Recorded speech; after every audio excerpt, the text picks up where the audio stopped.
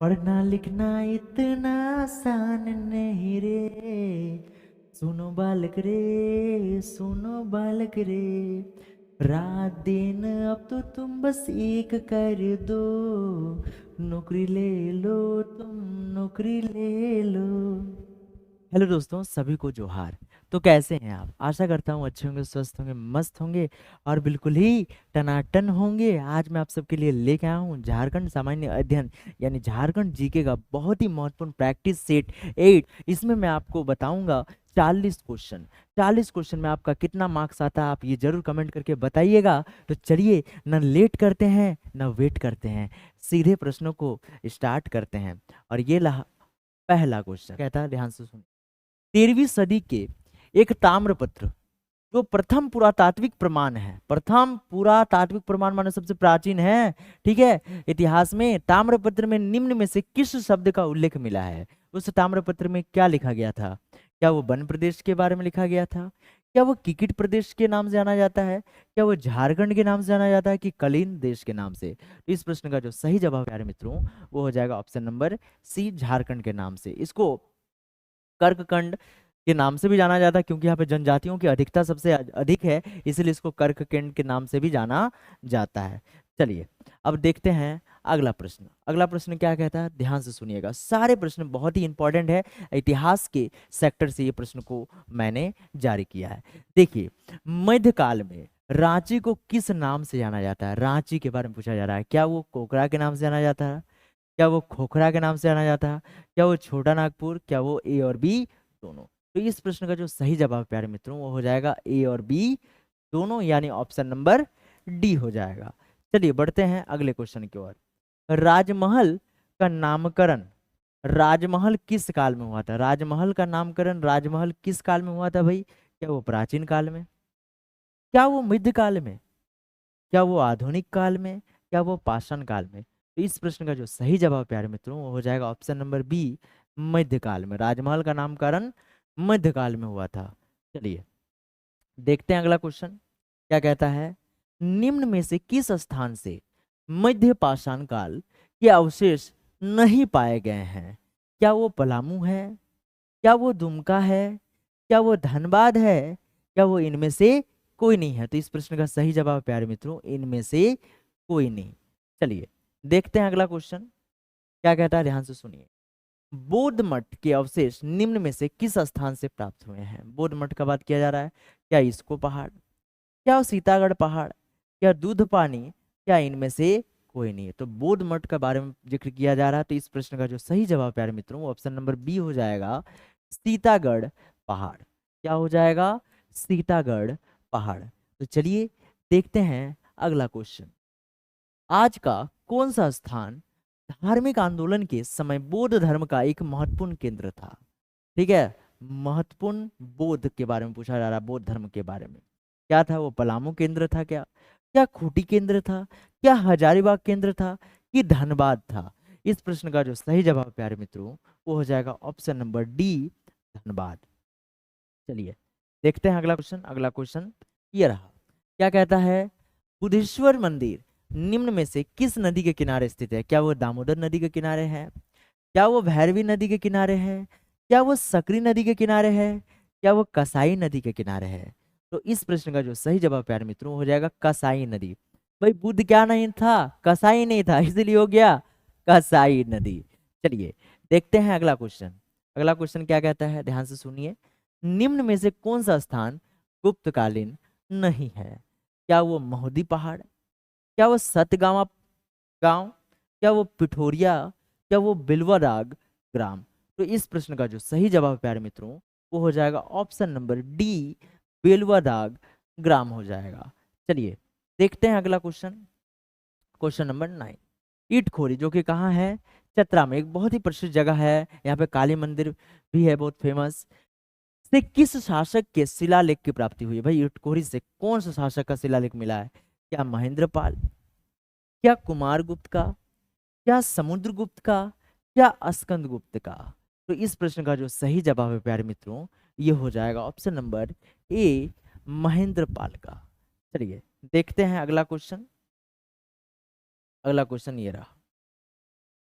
नागवंश का प्रथम शासक कौन हुआ? नागवंश का प्रथम शासक, क्या फणी मुकुट राय, क्या प्रताप राय, क्या मुंडारा मुंडा, क्या इनमें से कोई नहीं?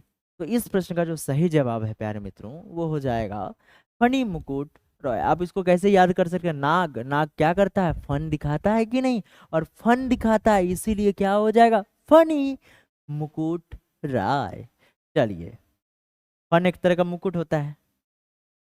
निम्न में से किस नागवंशी शासक की मृत्यु नदी में डूबने से हुई? भाई नदी में डूब रहा है, क्या कूद दे रहा है, क्या कर रहा है? कूद दे रहा है, तो मुकुंद।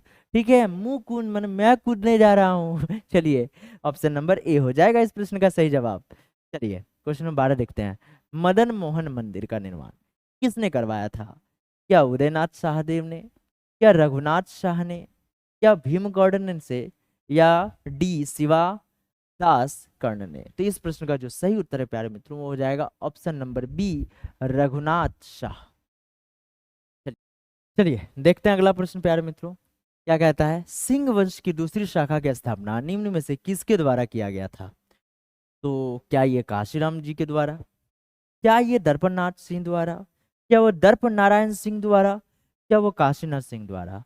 तो इस प्रश्न का जो सही जवाब है प्यारे मित्रों ये हो जाएगा आपका ऑप्शन नंबर सी हो जाएगा, दर्प नारायण सिंह। इसमें फंस जाइएगा, बहुत ही लॉजिकल क्वेश्चन है। काशीराम काशीनाथ, दर्पनाथ दर्प नारायण, ठीक है, इसलिए फंस जाइएगा, बहुत इंपॉर्टेंट क्वेश्चन भी है।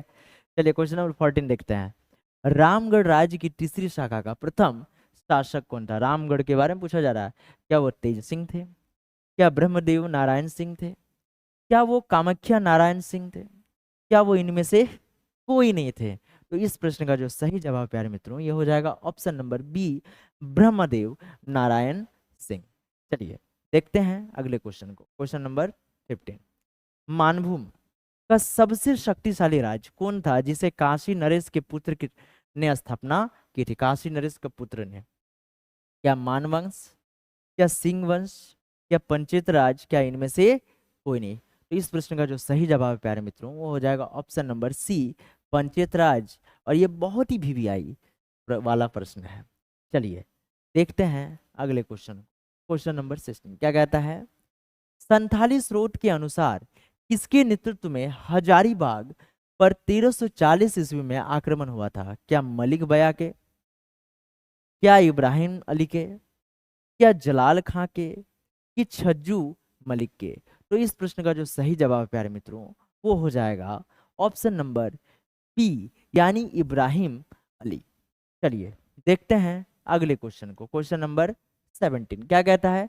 शेर शाह ने बंगाल पर अधिकार के क्रम में झारखंड के किस रास्ते का उपयोग किया था? क्या वो तेलियागढ़ था, क्या वो बगोदर था, क्या वो सरिया था, क्या वो ब्रही था?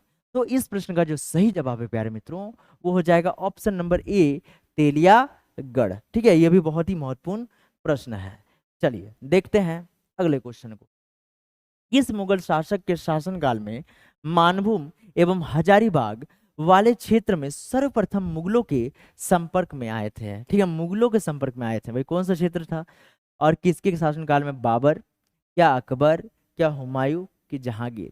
तो अगर हम हजारीबाग वाला बात करते हैं तो ये आया था अकबर के शासनकाल में, यानी इस प्रश्न का जो सही जवाब है प्यारे मित्रों ऑप्शन नंबर बी हो जाएगा। चलिए देखते हैं अगले क्वेश्चन को, क्वेश्चन नंबर 19 क्या कहता है। निम्न में से किस मुगल शासक के शासनकाल में सिंहभूम सर्वप्रथम मुगल में शामिल हो गया था? भाई मुगल, मुगल हो गया था कब? क्या बाबर के समय, क्या अकबर के समय, की हुमायूं, की जहांगीर? तो भाई वही होगा, अकबर के समय। चलिए देखते हैं अगले क्वेश्चन को। फिर मुगल बादशाह से जुड़ा हुआ है। मुगल बादशाह जहांगीर के समकालीन चेरो शासक कौन था? जहांगीर के समय कौन था भाई, कौन सा शासक था? क्या वो सहबल राय था, क्या अनंत राय, क्या ये दोनों, कि इनमें से कोई नहीं? तो इस प्रश्न का जो सही जवाब प्यारे मित्रों ऑप्शन नंबर सी हो जाएगा, ए और बी दोनों, यानी सहबल राय और अनंत राय दोनों के। चलिए देखते हैं अगले क्वेश्चन को, क्वेश्चन नंबर 21 क्या कहता है, ध्यान से सुनिए। निम्न में से किसने दोयसा में नवरत्नगढ़ नामक राजप्रसाद का निर्माण करवाया था? क्या मधुकर शाह था, क्या प्रताप कर्ण, क्या रघुनाथ की दुर्जन। तो इस प्रश्न का जो सही जवाब प्यारे मित्रों ये आपका हो जाएगा दुर्जन शाल, ऑप्शन नंबर डी हो जाएगा। चलिए देखते हैं अगला क्वेश्चन। अगला क्वेश्चन 22 क्या कहता है, किस पंचित राजा ने मुगल बादशाह शाहजहां द्वारा पराजित होने पर अपनी राजधानी परिवर्तन कर लिया था। जब शाहजहां से पराजित हो गया था तो अपना राजधानी चेंज कर दिया। क्या वीर हमीर थे, क्या गौमुखी राजा थे, क्या वो वीर नारायण सिंह थे, क्या इनमें से कोई नहीं, एक भी नहीं था। तो इस प्रश्न का जो सही जवाब प्यारे मित्रों वो हो जाएगा option number C, Veer Narayan Singh. चलिए देखते हैं अगले क्वेश्चन को। अगला क्वेश्चन ये रहा, नागवंश के बारे में पूछा गया। नागवंश का कौन सा ऐसा शासक हुआ जिसका मुगल बादशाह औरंगजेब से अच्छा संबंध था, यानी संबंध सौहार्दपूर्ण था। क्या वो मधुकरण शाह था, क्या वो दुर्जन शाह था, क्या वो रघुनाथ शाह था, क्या वो राम शाह था। तो इस प्रश्न का जो सही जवाब प्यारे मित्रों वो आपका हो जाएगा Ram Shah, option number D हो जाएगा। चलिए देखते हैं अगले क्वेश्चन को। क्वेश्चन नंबर 24 क्या था, निम्न में से किस शासक के द्वारा कुंडा राज की स्थापना की गई थी। भाई कुंड राज के बारे में पूछा जा रहा है, तो कुंड राज भी किससे जुड़ा हुआ था, राम सिंह से, यानी ऑप्शन नंबर ए हो जाएगा। चलिए राम से सभी को लगाव होता है, औरंगजेब को भी लगाव हो गया। क्वेश्चन नंबर 25 देखते हैं, निम्न में से किस नागवंशी शासक के शासनकाल में मराठों ने नागवंश पर सर्वप्रथम आक्रमण किया था। आक्रमण किया था किसके शासनकाल में, क्या वो शिवनाथ शाह के शासनकाल में थे, क्या वो उदयनाथ शाह के शासनकाल में थे, क्या वो श्याम सुंदर नाथ शाह के शासनकाल में थे, क्या वो option number D Yadunath Shah के शासनकाल में थे। तो इस प्रश्न का जो सही जवाब है प्यारे मित्रों वो हो जाएगा ऑप्शन नंबर सी, श्याम सुंदर शाह। ठीक है, श्याम सुंदर नाथ शाह के शासनकाल में। चलिए देखते हैं अगला क्वेश्चन। क्वेश्चन नंबर 26 क्या कहता है, ध्यान से सुनिए। सिंहभूम के किस सिंहवंशी प्रशासक के शासनकाल में अंग्रेज सर्वप्रथम 1767 ईस्वी में सिंहभूम में प्रविष्ट हुए थे। क्या अमर सिंह, क्या अर्जुन सिंह द्वितीय, क्या विक्रम सिंह, या जगन्नाथ सिंह चतुर्थी। ठीक है, तो इस प्रश्न का जो सही जवाब है प्यारे मित्रों वो हो जाएगा option number D, Jagannath Singh चतुर्थ। चलिए देखते हैं अगले क्वेश्चन को। क्वेश्चन नंबर 27 क्या कहता है, निम्न में से किस वर्ष फर्रुखसियार अपने पिता के प्रतिनिधि के रूप में राजमहल आया था। तो इस प्रश्न का जो सही जवाब प्यारे मित्रों वो हो जाएगा, क्या वो 1707 होगा, क्या वो 1710 होगा, क्या वो 1713 होगा, क्या वो 1715 होगा। इस प्रश्न का अगर सही उत्तर का हम बात करते हैं तो वो हो जाएगा ऑप्शन नंबर बी, 1710 ईस्वी। चलिए देखते हैं अगला क्वेश्चन। अगला क्वेश्चन क्या कहता है 28, फर्ग्यूसन ने ढालभूम के राजा को, ठीक है मानभूम नहीं अब ढालभूम के राजा को किस स्थान पर पराजित किया था। क्या वो जामबनी था, क्या जमशेदपुर था, क्या सरायकेला था, कि इनमें से कोई नहीं। तो इस प्रश्न का जो सही जवाब है प्यारे मित्रों वो था ऑप्शन नंबर ए, जामबनी। चलिए देखते हैं अगले क्वेश्चन को। खोल जा सिम सिम, चलो खुल गया। क्वेश्चन नंबर 29, निम्न में से कौन लड़ाका कोल के नाम से प्रसिद्ध है। कौन सा कोल, लड़ाका कोल। भाई इसको लड़ाका कोल बोलते हैं ना, भाई लड़ते रहता है एकदम। क्या वो कोल समूह थे, क्या वो गुंडा था, गुंडा नहीं मुंडा, क्या वो हो था, क्या वो उरांव था। तो इस प्रश्न का जो सही जवाब प्यारे मित्रों वो हो जाएगा क्या, हो, ऑप्शन नंबर सी हो जाएगा। चलिए देखते हैं अगले क्वेश्चन को। क्वेश्चन नंबर 30 क्या कहता है, किस वर्ष एक सनद द्वारा सरायकेला की कर दाता रियासत के रूप में संपुष्टि की गई। एक सनद द्वारा सरायकेला की करदाता रियासत के रूप में, क्या 1857 के समय, क्या 1820 के समय, क्या 1899 के समय, क्या 1856 के समय। तो इस प्रश्न का जो सही जवाब है प्यारे मित्रों वो हो जाएगा ऑप्शन नंबर सी, 1899 के समय। चलिए बढ़ते हैं अगले क्वेश्चन की और अगला क्वेश्चन क्वेश्चन नंबर 31 देखिए। अंग्रेजों का छोटा नागपुर खास में प्रवेश के समय नागवंशी राजा कौन थे। जब अंग्रेज छोटा नागपुर आए यानी झारखंड में जब आए उस समय नागवंशी राजा कौन था। क्या एनीनाथ शाह, क्या रघुनाथ शाह, क्या दर्पनाथ शाह, कि दुर्जन शाह। तो इस प्रश्न का जो सही जवाब प्यारे मित्रों वो हो जाएगा option number C, Darpnath Shah. चलिए देखते हैं अगले क्वेश्चन को। इस वर्ष से राजमहल की शाही टकसाल में कंपनी के सिक्के ढाले जाने लगे। कंपनी का सिक्का यानी अंग्रेज का, ठीक है। क्या 1676 ईस्वी था, क्या 1776 ईस्वी था, क्या 1876 की 1767? तो इस प्रश्न का जो सही जवाब है वो हो जाएगा ऑप्शन नंबर बी, 1776 ईस्वी। चलिए देखते हैं अगले क्वेश्चन को। अगला क्वेश्चन ये रहा, झारखंड में 1857 का विद्रोह का आरंभ सर्वप्रथम कहाँ से हुआ? झारखंड में 1857 की जो क्रांति हुई थी वो कहाँ से हुई थी? क्या देवघर से, क्या हजारीबाग से, क्या रांची से, क्या पलामू से? तो इस प्रश्न का जो सही जवाब प्यारे मित्रों वो हो जाएगा देवघर से। ऑप्शन नंबर, यहीं से बम बनाने का ट्रेनिंग भी हुआ था। चलिए क्वेश्चन नंबर 34 देखते हैं। चतरा की लड़ाई में अंग्रेजी सेना का नेतृत्व करने वाले निम्न में से कौन शामिल थे? अंग्रेजी सेना का नेतृत्व कौन कौन किया था? क्या मेजर इंग्लिश, नाम ही दे दिया इंग्लिश मैन, क्या मेजर सिंपसन, क्या लेफ्टिनेंट अर्ल? तो इस प्रश्न का जो सही जवाब है प्यारे मित्रों वो हो जाएगा ऑप्शन नंबर डी, सबे मिल के आया था, सबे ना हराया। चलिए देखते हैं अगला क्वेश्चन 35। ठाकुर विश्वनाथ शाही और पांडे गणपत राय किसकी गद्दारी की वजह से पकड़े गए थे? कौन गद्दार निकल गया था जिसके कारण पकड़ा गया था? क्या विश्वनाथ दुबे के कारण, क्या महेश नारायण शाही के कारण, क्या ए और बी दोनों के गद्दारी से, कि इनमें से कोई नहीं? भाई पकड़ाया किस लिए? कोई गद्दार होगा तबे ना। और इसमें गद्दार कौन था? ये दोनों था, विश्वनाथ दुबे और महेश महेश नारायण सिंह, यानी ऑप्शन नंबर सी हो जाएगा, ए और बी दोनों हो जाएगा। चलिए देखते हैं अगले क्वेश्चन को। Question number 36। पलामू में 1857 के विद्रोह का नेतृत्व किसने किया? क्या नीलांबर शाही ने, क्या पीताम्बर शाही ने, कि नीलांबर और पीताम्बर दोनों ने, कि रघुवर दयाल सिंह ने? तो इस प्रश्न का जो सही जवाब है प्यारे मित्रों वो हो जाएगा ऑप्शन नंबर सी, नीलांबर और पीताम्बर दोनों ने। चलिए बढ़ते हैं अगले क्वेश्चन की ओर। अगला क्वेश्चन क्या कहता है, ध्यान से सुन। रोहिणी गांव किस नदी के किनारे बसा है? रोहिणी गांव के बारे में बोला जा रहा है।